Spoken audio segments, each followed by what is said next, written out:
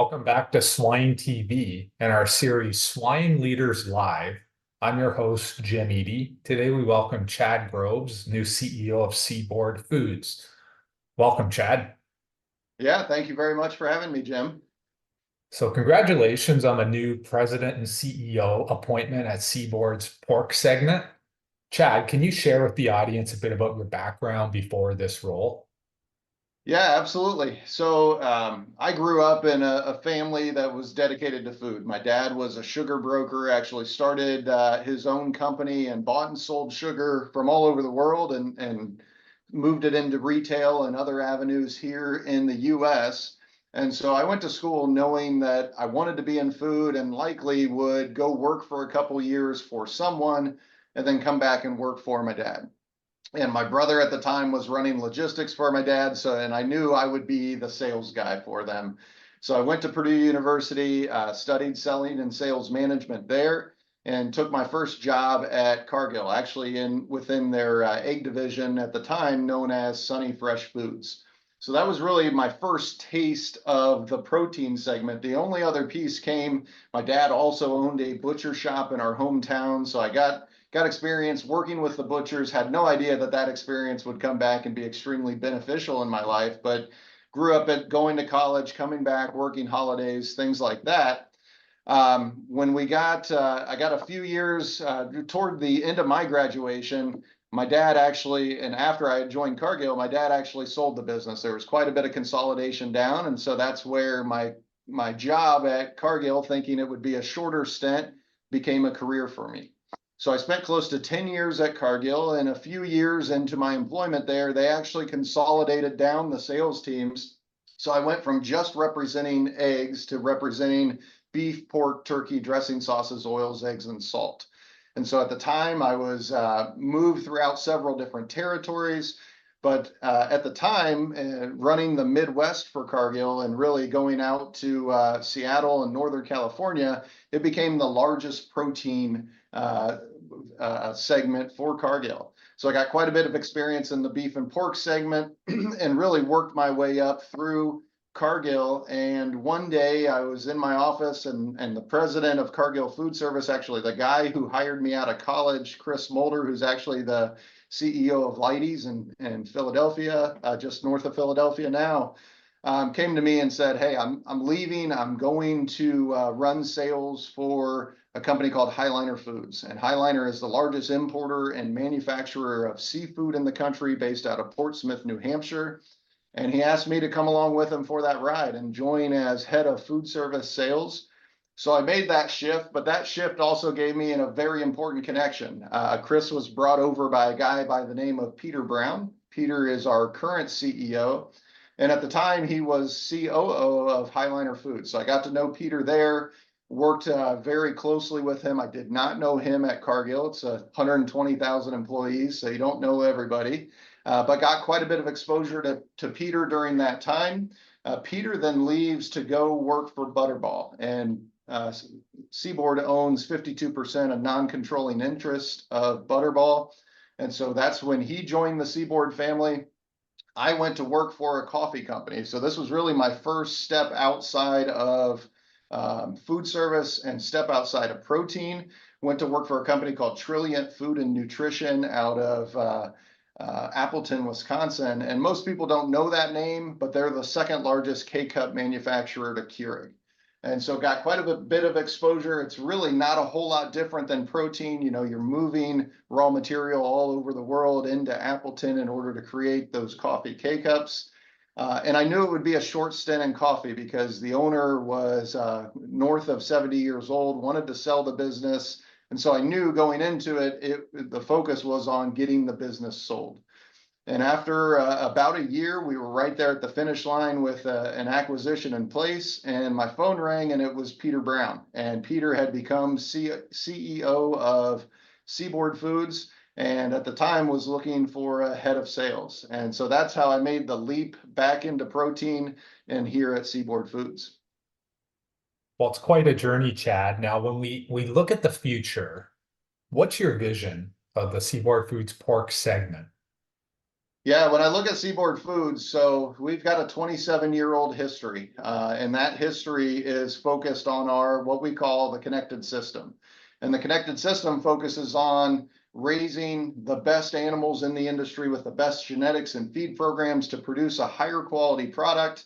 And then from there, we've matured over that 27-year history into a enterprise with 3 processing plants, 3 bacon divisions, and then a ham boning operation down in Reynosa, Mexico.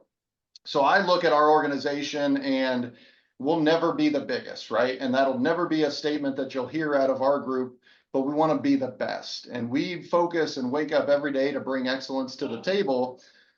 But when you look at that, we've got a 20-year runway ahead of us. So Seaboard has owned since 2007 Daly's Meats. Daly's is a business, a bacon business that really started in food service and has a 130-year-old history in processing meats and really in bacon into food service. But we only launched into retail 3 years ago. So if I were to look at the future of Seaboard Foods, that 20-year run that hopefully I will be able to lead will be focused on growing and expanding our value-added business. So growing the Daly's Meats line, both into retail for bacon. We only have launched retail bacon 3 years ago. Since that time, we've actually been the fastest growing bacon brand within retail.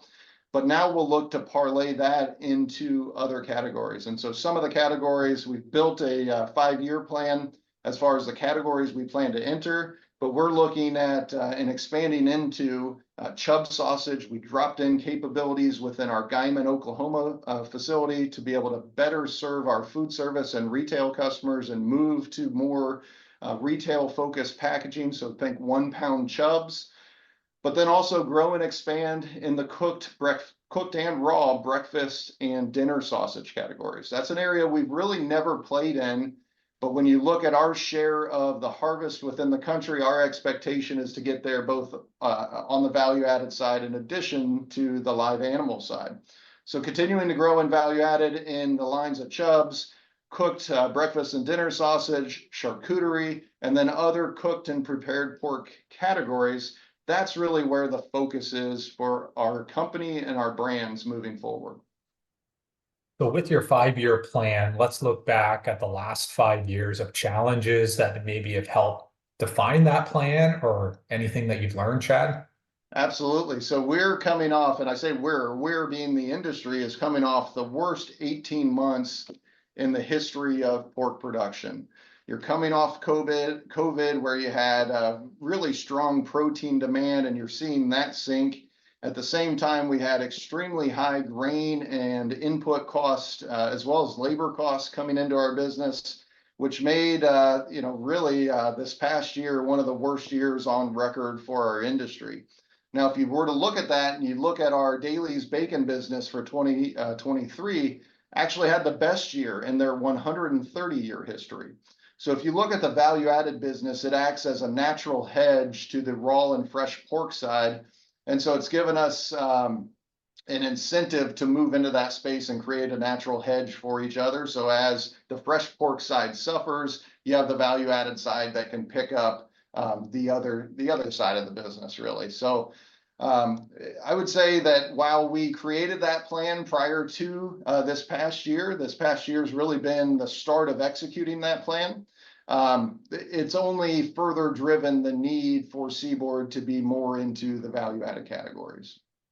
So you touched on some of these things, Chad, but leveraging your expertise. So with your extensive experience in global sales, marketing, innovation, are there any additional ways you plan on driving the growth with Seaboard Foods pork segment? Absolutely. So if you look at our brands, we look to drive meaningful uniqueness in any of the categories that we're in. Now, as being a board member on the National Pork Board, they've done extensive research to show that younger consumers are not gravitating toward the fresh pork category. They over-index on value-added pork, bacon, ham, things like that, but they shy away from the fresh pork side of our business. And so we must win and bring those consumers back to the category. And when you look at Prairie Fresh, which is our flagship brand on the fresh pork side, as well as seasoned and other items, as well as dailies, we really focus on driving new customers to the category. And so we do that by one, packaging, right? Making sure the packaging really resonates with those younger consumers. But then two, flavor profiles. So, boomers historically have really over-indexed within the value-added categories or chub sausage or some of those other categories that we plan to enter. We must attract a younger consumer in order to have a compelling story for the retailers and food service operators that we go out and work with. So when you look at the innovation and the experience that I've had in the past, how do we bring those younger consumers to the category? So if you look at some of our recent launches, we did launch a jalapeno bacon flavored loin filet, a Hawaiian sea salt tenderloin, and then right now we're rolling out a Nashville hot product that we've gotten great consumer feedback on. Again, focusing on bringing those younger consumers to the category because a garlic and herb flavor profile isn't going to do it for those younger consumers. We're also doing the same on the bacon side. We launched a steak cut bacon that has really driven quite a bit of volume and growth for the Dailies brand within retail. And then later this year, we're launching a seasoned product that's really never been seen before in the category. That's a hot honey and a spicy maple. So really bringing that unique differentiation to the category in order to have a compelling story, both for the retailer and food service operators, as well as consumers. So the sky's the limit. You guys continue to innovate, drive new activity. Now, when we look at the industry dynamics, I think we can agree the industry is evolving. There's new consumer preferences, tech advances. How do you plan on navigating these dynamics and position Seaboard as a continued leader in the industry, Chad?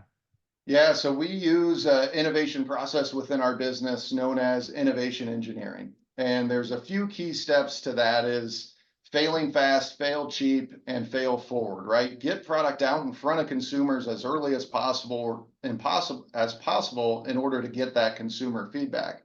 What I've found in some big CPG companies is that projects get too big to fail, and they get too big to fail prior to even getting consumer feedback. And so we bring consumers in really early in order to get that feedback and really get that information back in and look to pivot, change flavor profiles, packaging really early on so that we know that we're headed down the right path. My boss historically has used a quote that we use all the time is that if you fail to change, you'll wake up in a world no longer fit to succeed.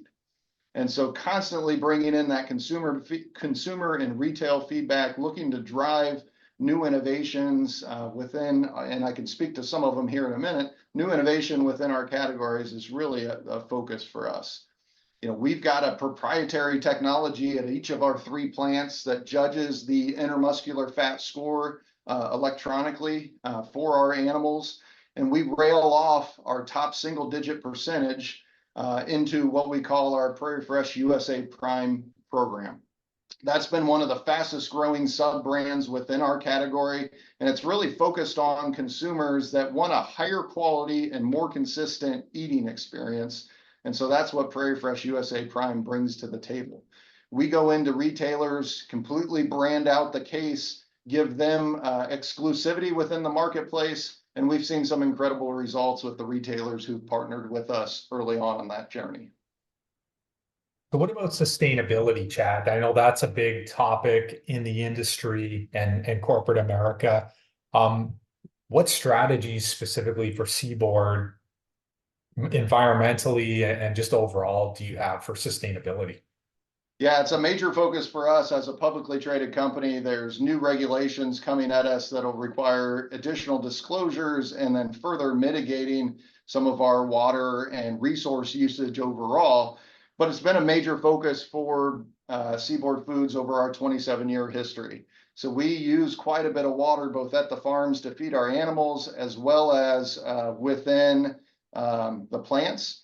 And so we've really focused on 3 phases: being better for the environment and earth, being better for our employees, and better for our business. And when those 3 things come together, right, it's great to reduce our water usage and electric usage. But when we do that, you can see the impact that you're making within our business. So we've had a major focus at all three of our facilities as well as at our farms in order to drive down the water and electric usage. In addition to that, we've invested hundreds of millions of dollars to cover close to 80 lagoons throughout Kansas, Oklahoma, and Texas that are really on the leading edge of technology for renewable natural gas capture at our farms. And you look at that, and yes, there is a financial reason to do that, but it's also better for our environment. You know, it's capturing that gas that otherwise would have made it into the atmosphere, but we're able to capture it, put it on the pipelines throughout Texas, Oklahoma, and Kansas, and then sell the credits in California or into Europe as well. So those are some of the big focuses for our business around water, electric usage, and then the renewable natural gas production that we have down in our growing region as well. So what about leadership challenges, Chad? Are there some key challenges that you faced or you anticipate facing? And as the new leader at Seaboard, how do you plan to address them? Is there a good example? Yeah, so the toughest challenge any leader will ever make in their business is becoming the leader of their peers. So I'm moving from the head of sales to the CEO role, right? So I go from a partner to the peers within my team to leading that group. So I expect that to be my biggest challenge moving forward. I'm a very different leader than what Peter is. You know, Peter turned 62 this year, and I just turned 40 years old. So very different dynamic in terms of how I lead, the aggressiveness that I show versus Peter. You know, we're different leaders, right? And so the whole organization will have to adjust it. And I'm not saying that's a good or bad thing either, but it's going to require some change within the organization. You know, we have built an extremely strong leadership team here at Seaboard. You know, I look back to my time when I started here to today. There's one person on that leadership team that existed, that was there on the team when Peter came in. And so quite a bit of change has rippled throughout our organization, but we also believe in stability. You know, when we look at Seaboard as a publicly traded company, Seaboard Corporate is, but we maintain a relative balance and don't react to day-to-day market interruptions or issues. We always take a long-term view. So the number one challenge for me is on talent. You look at, if I were to go back 3 years ago, labor was a major issue for us. Could not get labor in the plants, and that really hurt what we were able to produce and convert within our plants. The last 3 months or so, we've been at full labor, and I didn't think we would ever get to that point. But now the focus is on how do we keep and maintain the best talent for our business and the best pork knowledge within the industry. Like I said earlier, we don't ever plan to be the biggest, but we plan to outmaneuver and outfocus with our customers and really drive results for our retail and food service partners as well as our export partners. Well, it's a great way to see things, Chad. Now, moving on to opportunities. So there's always opportunities out there. What opportunities in the pork industry as a whole can Seaboard capitalize on to drive growth and innovation? Yeah, so I mentioned earlier, the biggest opportunity for us is growing into those categories we have not played in before, expanding our brands in the categories that really have not been in the ham, sausage, and even the chub sausage side. So that's going to be the focus going forward. The biggest industry challenge, though, that I see is that we don't give an incentive for farmers to grow a higher quality pig. And when I say higher quality, I'm talking marbling and intermuscular fat. Give consumers a better eating experience. I'll tell a quick story here. So we were down at a operations conference down in Atlanta that's held every year, and I was out with our team of plant leaders, and we went to a nice steakhouse. A vendor took us out. And as we're going around the table, you know what's happened with beef prices, right? And some of those menu prices are approaching $80 for a steak. I look at our operations guys, and each one is ordering, a filet, a strip, or a ribeye. It comes to me, and I order the double bone-in pork chop, right? I got to stay true to the industry. And some of the operations guys look at me and say, yeah, it's a crapshoot. It could be really good, or it could be really inconsistent. And that's the problem to me in pork. the pork board and Seaboard Foods, we can all do whatever we can in order to get consumers to try the category. But if they don't have a great eating experience, that money and that effort and energy to get them to the category is all for naught because they won't come back. And so how do we, when I look at beef, right, as prices have driven through the roof, people are willing to put out $80 for a steak because they know they're going to get a quality eating experience.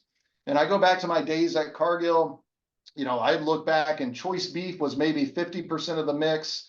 You had low single digits for prime, and it's completely changed. I mean, prime is approaching 10% of the population, and choice beef is upwards of 80%. You really can't even find select beef on the market anymore. And so the beef industry has done a great job of giving financial incentive back to the farmers to use better genetics, better feed programs in order to produce a better eating experience. If we stay stagnant in pork and we stay with inconsistency and we don't give farmers an incentive to grow a better animal, we're always going to have that inconsistency. We're always going to have the doubt in the consumer's mind. So how do we shift as an industry? I referenced the Prime program, Prairie Fresh USA Prime program that we have, where we're scanning animals and pulling out a single digit of our population. So we're where beef was on that journey originally.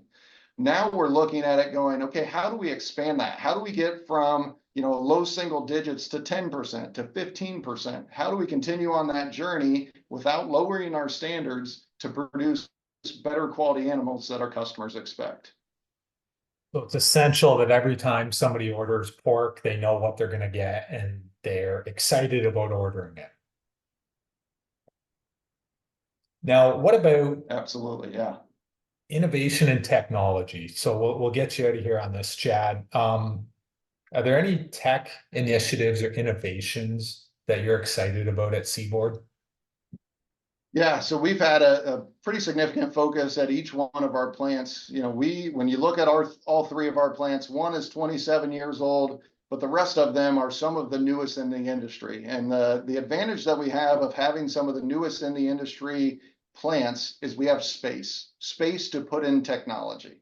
And so we've been on some pretty significant journeys through each one of our three plants. But I'll reference Guyman, Oklahoma. We recently put in a chine boning loin operation that's fully automated and completely changed the setup that we have down in that plant. Now, that install is not without challenges, right? Anytime you put technology in, you're going to have a dip in productivity, a dip in yields. But because Guyman and the technical expertise that we have in that region and a strong plant leader, we've been able to come out of it, and we were the first ones within the US to install that technology. Now we'll look to put that technology in the other three plants. If I look at the Triumph St. Joe facility, they were one of the first to put in the back finning technology. So we tested it there, then we'll swap it into Guyman and vice versa. So every day we're looking at two factors, right? One is labor, and I spoke about labor is getting more expensive. So what technology can we put in order to reduce labor? But more importantly, what technology can we put in to make labor even easier? So if you look at that back finning technology, if you look at chine boning technology, historically speaking, the hardest job in that plant is neck bone lifting. When you look at the technology now, it's become one of the easiest jobs because everything is marked and scored, and it makes lifting that neck bone even easier. So constantly looking at that new technology, when I look at the Seaboard Triumph Foods and Seaboard Triumph Foods, we want to be on the cutting edge, and because we have the space in the plant, have the newest, latest, greatest technology in our plants to start. So that's been the biggest focus for us. As I mentioned previously, it's also our Prairie Fresh USA Prime program, bringing that technology. And I referenced earlier how there has not been an incentive for farmers to produce a better animal. How do we leverage technology as the industry as a whole? I don't think that the solution to that issue is going out and putting more USDA inspectors in our plants in order to grade animals like we do in beef. There's great technology that exists. So I would really look to MPPC and some of our USDA leaders to say, how do we do it different than beef and potentially better for the long run? Because I know USDA is having trouble getting inspectors in. So how do we take the technology that's in place for grading and create that incentive for the industry? Well, great insight, Chad. Congratulations on your appointment at Seaboard Foods. Yeah, thank you very much, Jim. I really appreciate your time today.